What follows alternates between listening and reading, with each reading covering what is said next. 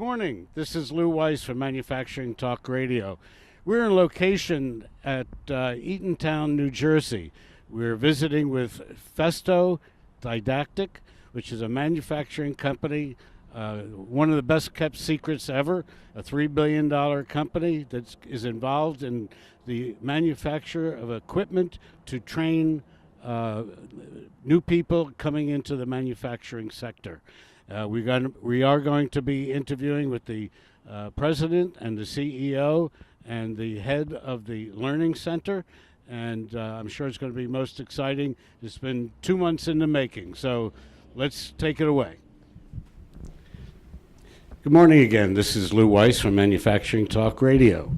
We are in Eatontown, New Jersey, and we are visiting Festo Didactic, a company that is a well-known but yet a well-kept secret in the world of manufacturing. And we have some very interesting people that we're going to be talking to here. And at this time, I'd like to introduce Tomas Lichtenberger, who is in Canada, I believe Halifax, Nova Scotia, if I'm not mistaken. Tomas, good morning. Thank you for being with us. Thank you for being with us. Thank you very much. It's a pleasure.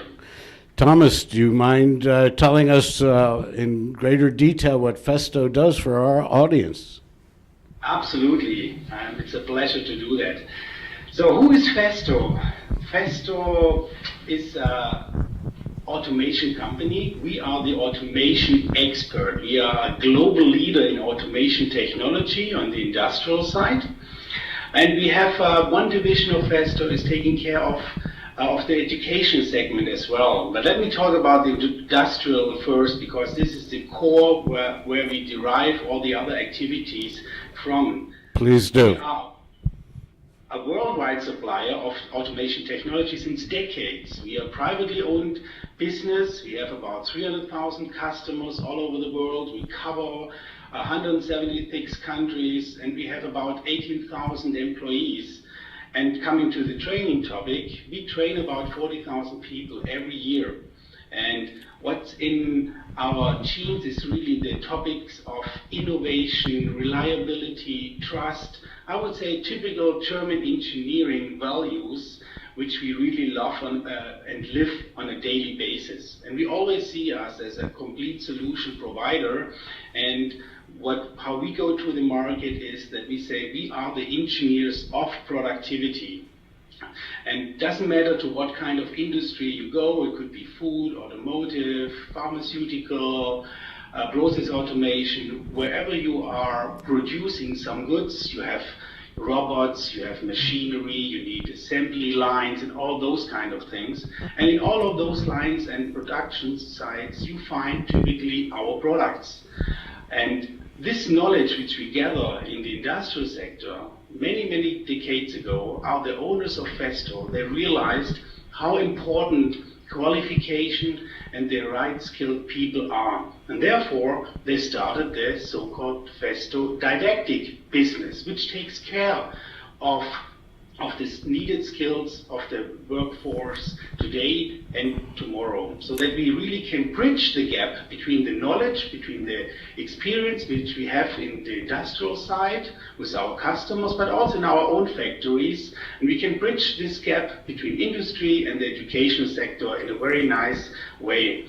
And this led over the years to the situation that we are now the worldwide largest solution provider for technical education. So there's nobody out there who is larger than we are. And we provide educational solutions coming from world-class automation and engineering. We provide this to schools, coming from high schools, colleges, universities, to enable them to develop the workforce of tomorrow. And one key of what we are doing is really the topic of hands-on learning.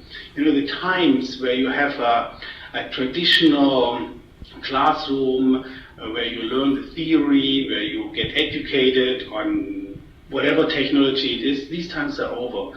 You know, modern workforce has to be trained on real-life equipment.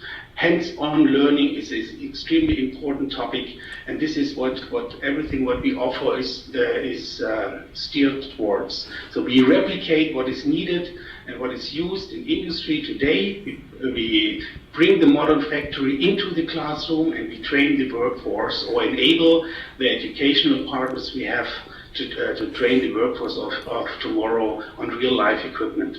So Thomas, let me ask you a question, just for clarity's sake.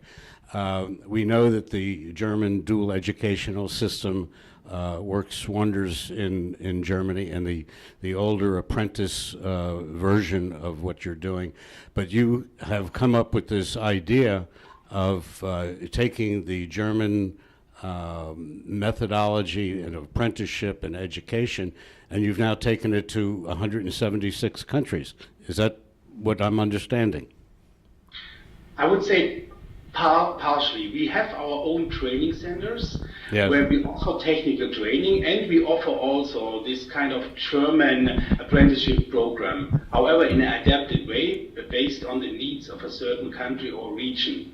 This is what we do in our training centers as well, and I think Thorsten will elaborate on this later on and making concrete examples what are we doing in this context. Right. But on top of that, we are providing these learning systems, which means this is hardware, software, solution, curriculum, certifications, everything what a school, education institution needs to provide a technical learning program to their students.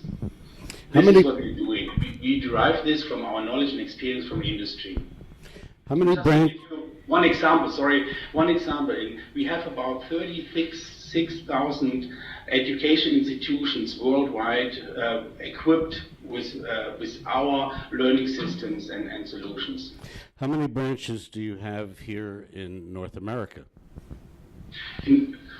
In North America, we have several branches. We cover, let's start on the top. We have in Canada a big production facility in Quebec City.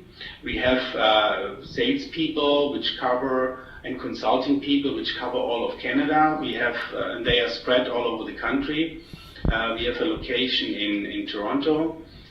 We have in the United States, we have branches in New Jersey, we have locations in Mason, in Long Island, and we also have people located all over the United States. Could you give us your URL address for listeners if they want to get in touch with your organization? Yeah, the easiest thing to do it, because you find different sources for interesting information about us. If you go to a search engine like Google, for example, you type in Festo Didactic, and then you will be directed to it. Otherwise, you can just type in festo.com or festo-didactic.com, and then you will be directed to our homepage and get the information there. Yeah, that's wonderful. That is wonderful. The company has been in existence how long? Oh, since about 75 years. We started in the 1920s when with being founded in Germany, and we are now really the leader when it comes to automation technology and robotics from different perspectives. And the didactic division of your training programs, when did that start? That's about 50 years ago. You are a well-kept secret. And definitely, yeah. Tom, there's one exciting thing I really enjoy, and now I'm 21 years with Festo, and I enjoyed every single year, every single moment working for this amazing company. The owners, they really understand the value of the people in working for Festo. We have our own Festo Academy. We strive for innovation. We want to be at the forefront of technology all the time, and we really want to leverage all the experience we're having in everything what we are doing. And it doesn't matter who you talk to, everybody incorporates the values of that. And this is why we are really successful in the long run, and we will continue doing that.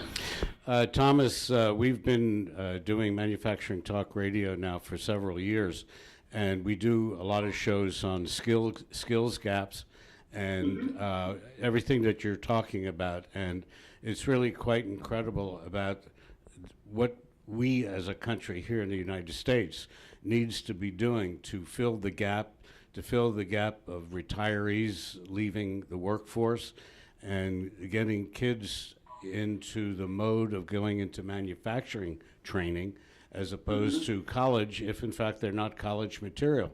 So we do need to also train our parents with the idea that manufacturing isn't dark, dirty, and dangerous anymore. And I've seen your showroom lab here in New Jersey, and we have filmed some of the equipment, and Torsten has given us a tour of it, and it's quite exciting.